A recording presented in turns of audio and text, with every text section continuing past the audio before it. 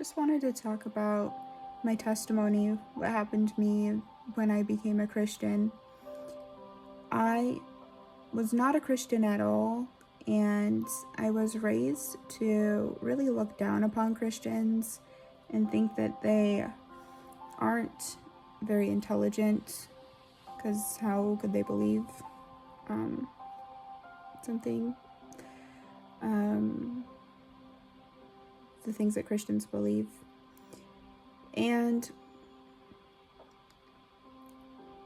if I ever became a Christian, well, when I did become a Christian, one of the things that I knew is that I had to tell other people that God is real.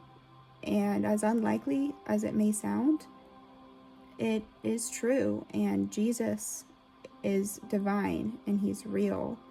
And prayer works. And I had to tell everybody right away.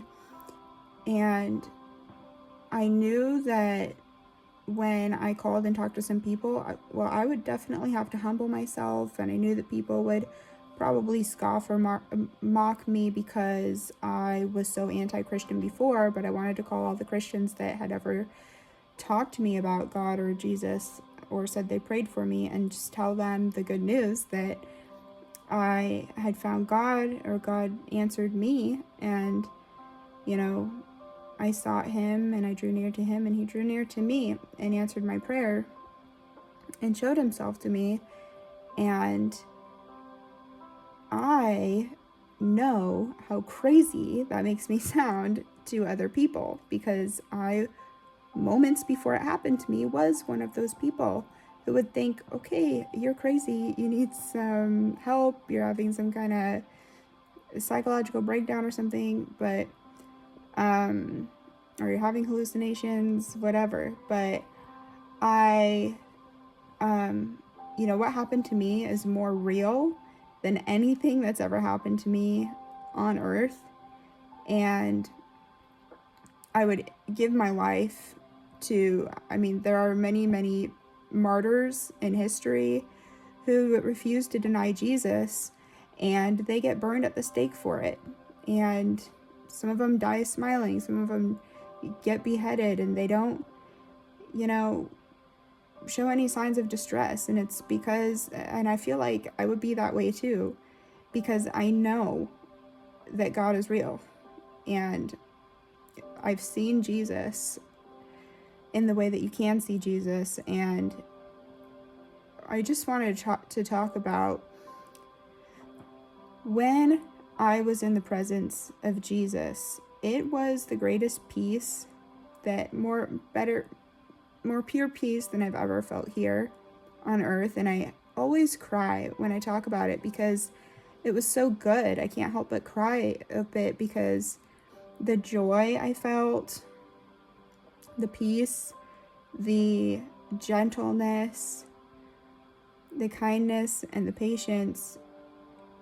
I realized at one point when I was trying to describe it that I'm describing the fruits of the Spirit, but they're maximized. Jesus maximizes all the fruits of the Spirit. And it's, those things I had never experienced on earth. I've never experienced that here on earth. But being in the presence of Jesus, you feel all those things maxed out.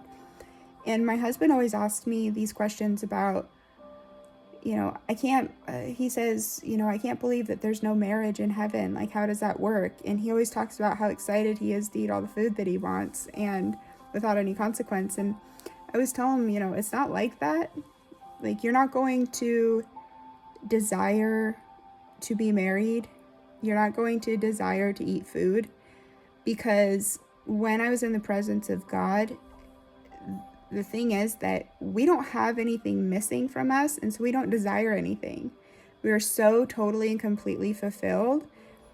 We don't even desire food, and that always disappoints my husband when I tell him that. But the thing is, you just don't have anything missing. You don't have any needs, and so there's nothing to fulfill.